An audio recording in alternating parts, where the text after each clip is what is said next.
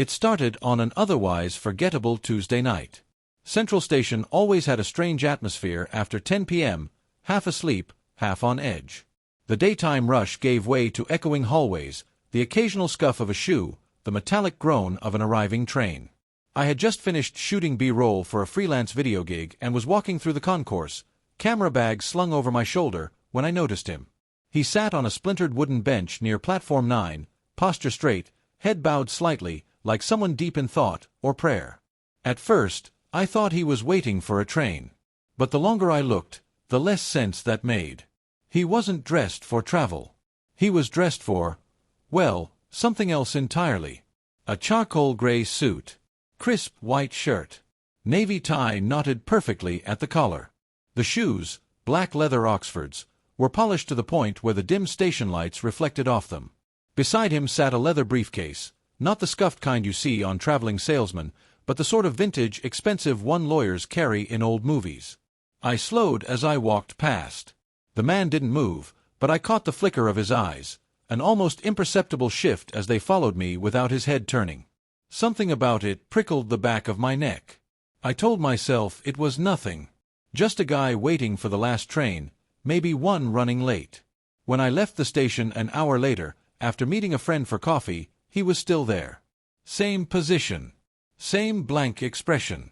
Only now, his hands rested on top of the briefcase, fingers lightly curled, like he was holding onto it in his sleep. I would have kept walking if I hadn't seen it. Under the bench, between his polished shoes, the corner of a white envelope peeked out. Not dropped, placed. The paper was thick, edges sharp, and in black ink across the front was a name. My name. I stopped cold. The fluorescent lights above buzzed faintly, but the station was otherwise silent. I crouched and reached for the envelope slowly, my pulse hammering in my ears. The man's head was still bowed, eyes closed. The envelope was warm, as if it had been sitting there for a while, absorbing the heat from the air, or from him. When my fingers closed around it, a voice said quietly, "You're earlier than I thought." I flinched and looked up. His eyes were open now, icy blue, unblinking. "What?" My voice cracked embarrassingly. "You should open it somewhere safe." His tone was calm, matter-of-fact, like we were discussing the weather. "Do I know you?" I asked. He glanced down at the briefcase. "That's not the right question." I noticed then that the briefcase wasn't just sitting there, it was chained to his wrist. The chain links caught the light, gleaming like the edge of a knife. I wanted to ask more, but his eyes slid shut again, shutting me out completely. I stood there a moment longer, feeling ridiculous, before finally walking away, envelope in hand, skin prickling like I just stepped into something I didn't understand and why apartment was a 20-minute walk from the station, but it felt like hours. I kept looking over my shoulder the whole way, clutching the envelope in my fist. When I finally stepped inside and locked the door, I sat at my desk and stared at it under the yellow light of my desk lamp. The paper was thick, almost textured. The ink was a clean black, the letters of my name perfectly formed. I turned it over. No return address. The flap was sealed shut. After a deep breath, I slid a letter opener under the flap. The paper made a clean tear, and inside was a single folded sheet. I unfolded it. "Don't trust the man with the red scarf." That was it. No explanation. No signature. Just that one sentence, typed in a neat serif font. I stared at it for what felt like 10 minutes, my brain chewing on the words. Don't trust him. Who was he? Then a memory surfaced, one I hadn't thought about in months. The man with the red scarf. I'd seen him at the station more than once. Always on the opposite platform from where I was. Never boarding a train, never leaving. Just standing there, hands in his coat pockets, scarf bright against the gray of the station. The first time I saw him, I thought he was waiting for someone. The second time, I thought maybe it was coincidence. The third time, I felt watched. And now this letter. I shoved it into my desk drawer, telling myself it was nonsense. Probably a prank. An hour later, my phone buzzed. Unknown number. Unknown. You read it, didn't you? I stared at the screen, my stomach tightening. Me, who is this? The typing dots appeared, then vanished. No reply. Something made me get up and walk to the window. The street below was empty except for the orange glow of a single street lamp. And under it, standing perfectly still, was a man. A red scarf hung around his neck. I blinked, and he was gone. Not walked away, gone. Gone like he'd never been there. I backed away from the window, breathing hard. My mind scrambled for explanations. A trick of the light, a stranger who happened to own a red scarf, maybe even someone in the wrong place at the wrong time. But none of those made the hairs on my arms stand up the way they were right now. Sleep was out of the question. I stayed up until dawn, replaying the moment in my head. The letter. The man on the bench. The scarf. The next morning, I told myself I was being ridiculous. I went through my normal routine, made coffee, even convinced myself I'd imagined it. Until I got to the station. There he was again, the man in the suit, still on the same bench, same posture, same briefcase chained to his wrist. His eyes followed me as I walked past. "You opened it," he said. I stopped. "You wrote it." He didn't answer. "What does it mean?" I pressed. "It means you're already in it," he said. "You just haven't realized yet." "In what?" His lips curved in a faint, almost amused smile. "You'll see." That evening, the red scarf man showed up again. I spotted him as soon as I stepped onto the platform, leaning casually against the timetable board, reading a folded newspaper. I tried to ignore him, but as I passed, he looked up. "Morning, Elliot," he said, like we were old friends. I froze. "Do I know you?" "Not yet," he replied, and walked away. Later, in the rain, he was behind me again, half a block back. My phone buzzed. "Unknown. Keep walking." The next morning, the man on the bench handed me another envelope. "Why me?" I asked. "Because you're already in it." Inside was a brass key. The letter read, "If you're reading this, it's already started." I looked up. He was gone. I didn't see him again for 3 days. Not the man with the red scarf. Not the suited man on the bench. For 72 hours, the station felt ordinary, almost boring. I convinced myself it was over. Then, on the 4th night, my phone rang at 11:59 p.m. Unknown number. I hesitated, then answered. "Hello. Platform 9, a familiar voice said. 12:01 a.m. Don't be late." The line went dead. I told myself not to go. That it was insane to walk into whatever trap this was. But at 12 a.m., I was already halfway to the station. When I arrived, the place was deserted. The digital clocks above the ticket gates flicked from 12 to 12:01, and there he was, the suited man, standing now, not sitting, hands clasped behind his back. "You came," he said. "Yeah. And now you're going to tell me what this is all about." He studied me for a moment, then asked, "Do you believe in second chances?" I frowned. "That's your big question. It's the only one that matters." I didn't answer. He took my silence as permission to continue. "There's something coming," he said. "And when it does, you'll need to decide whether to step on or stay behind." "Step on what?" He glanced over my shoulder toward the darkened tracks. "You'll see." He reached into his briefcase and pulled out a photograph. The paper was thick, glossy, the kind that develops slowly in a darkroom. He handed it to me without a word. I looked down and froze. It was me, standing in front of the station. Only, the photo looked decades old. The colors were slightly faded, and my clothes, slim-cut black coat, dark trousers, looked like something from the 1980s. And I wasn't alone. Next to me was a woman. She had the same sharp jawline, the same almond-shaped eyes, the same tiny scar above the left eyebrow that my mother had. Except this woman was my age. "What is this?" I asked, my voice shaking. "That," he said, "is the night everything changed." I demanded answers, but he shook his head. "You're not ready to know," he said. "Not ready?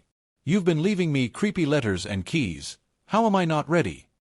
He sat back down on the bench, leaning his briefcase against his leg. "I've been here for 29 nights," he said quietly, "waiting for something to arrive. Let me guess, Some mysterious train? I said, sarcasm dripping from my voice. He looked at me then, and his eyes were dead serious. Exactly. For a moment, the station seemed colder.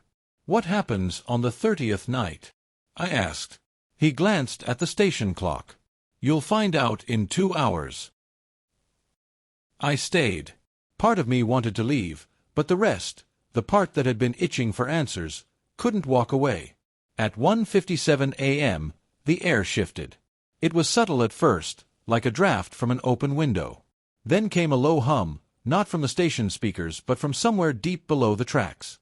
At exactly 2 a.m., a train pulled in. It was unlike any I'd ever seen. Long, black, windows tinted so dark they were almost mirrors. No train number. No destination on the board.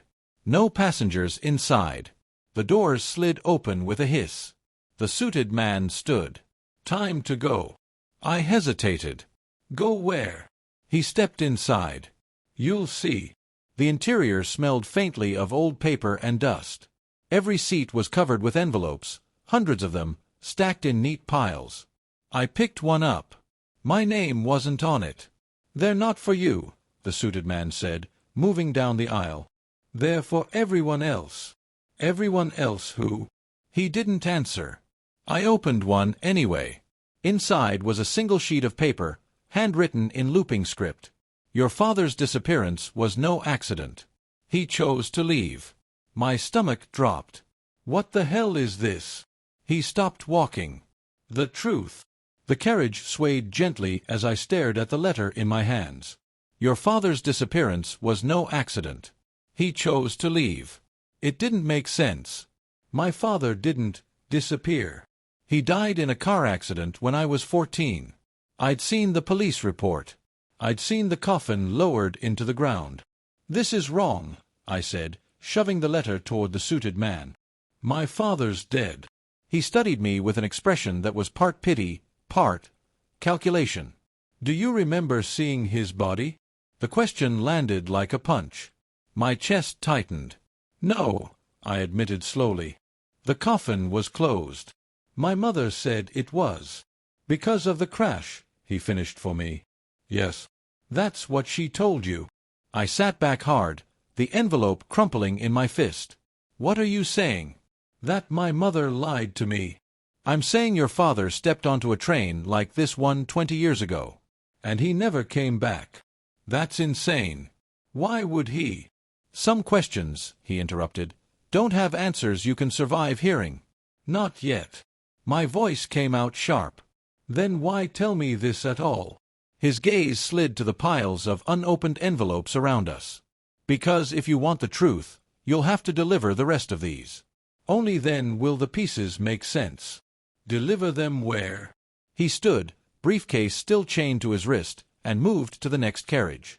Not where, he said over his shoulder. When? I followed him through the narrow corridor connecting the carriages.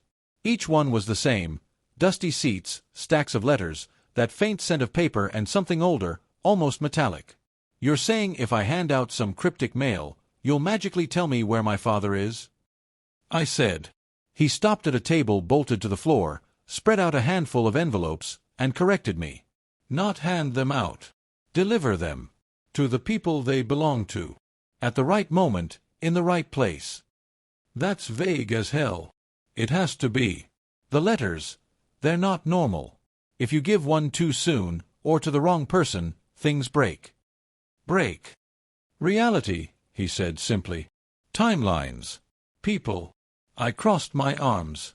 And if I do this, if I deliver them all correctly. He looked at me like the answer should have been obvious. Then you'll find your father. I scanned the stack. Most names meant nothing to me. But the last envelope stopped me cold. In bold, careful handwriting, the man with the red scarf. I slid it from the pile and held it up. You mean him? The suited man's mouth tightened. That one is dangerous. I didn't plan to see him right away. I figured I'd take time to think, maybe figure out what I was walking into. But the moment I stepped off the black train back into the station, there he was, leaning against the ticket machine, scarf bright against the gray walls. "I was wondering when you'd show up," he said, as if we had a standing appointment. "You know who I am," I said flatly. "Of course I do." His eyes flicked to the envelope in my hand. "That's for me, isn't it?" I hesitated, then held it out. "Yeah." He took it without even glancing inside. "You're not going to read it?" I asked.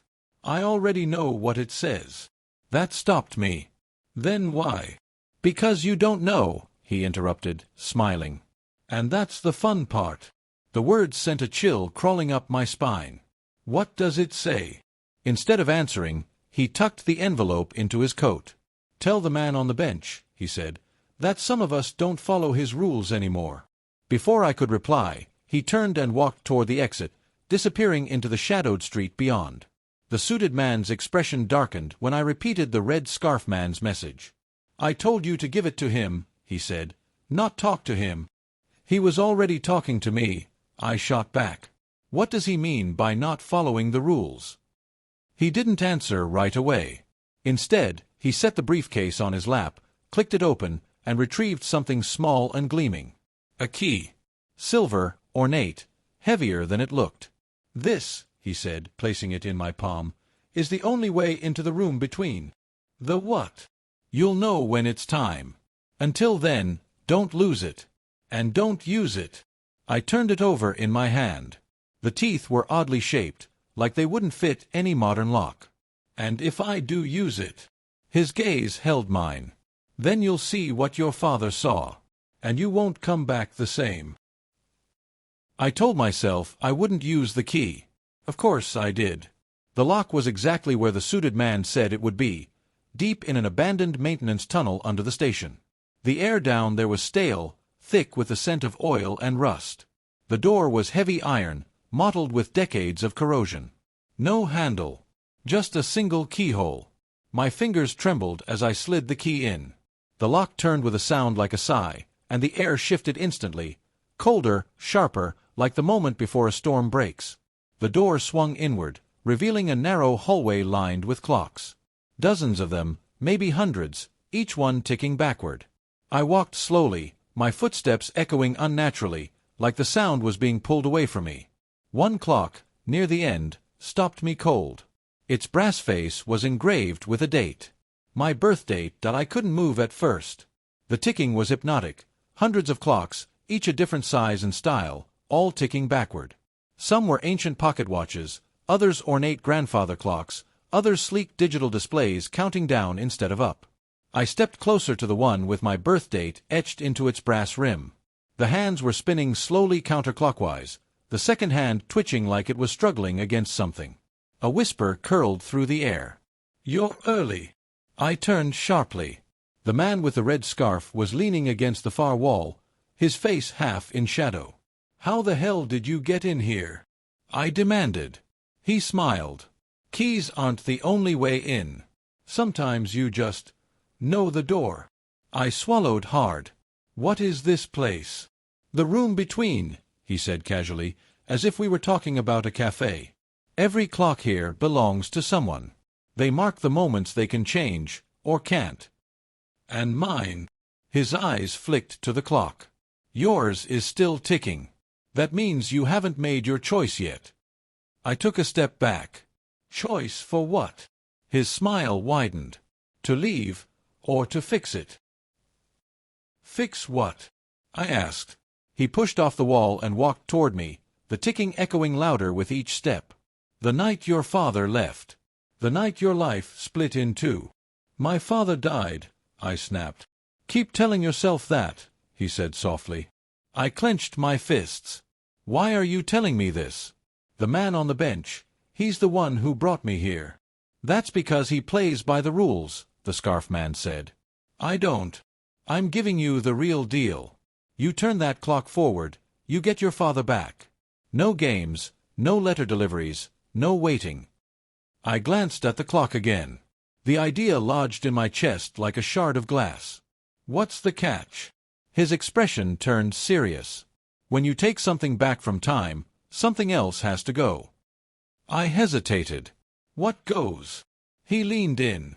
"You don't want to know." The ticking grew louder, almost drowning out my thoughts. I was about to ask more when a sharp voice cut through the air. "Step away from him." The suited man stood in the doorway, briefcase in hand. The two men stared at each other like wolves circling the same prey.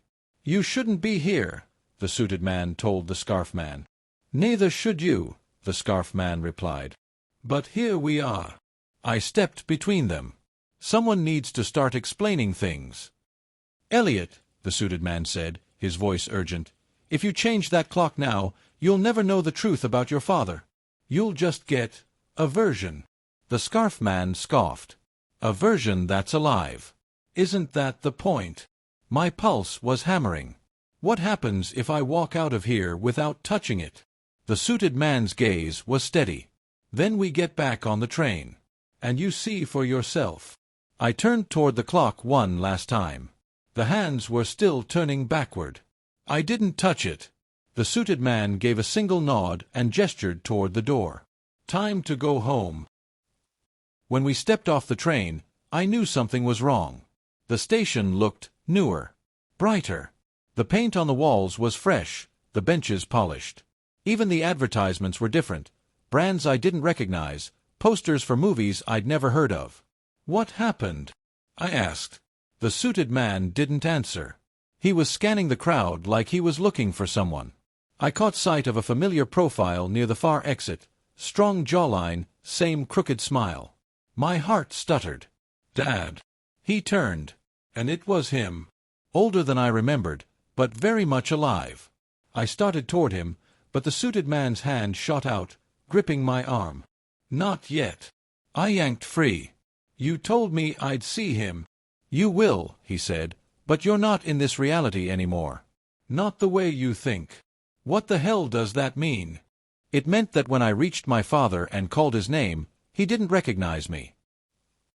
I stood frozen, staring at my father's confused face. "I'm sorry, do I know you?" he asked politely. I felt the world tilt under my feet. The suited man stepped up beside me and handed me a white envelope. My name was written on it in the same careful script as the first one I'd ever received. "This is the last one," he said. My hands shook as I opened it. "You'll understand in 29 nights." I looked up at him. "What does this mean?" He just smiled faintly. "It means you've boarded the train. And once you do, you never really get off." Behind him, on the opposite platform, the black train waited, doors open, empty. The suited man stepped on. I didn't follow. Not yet.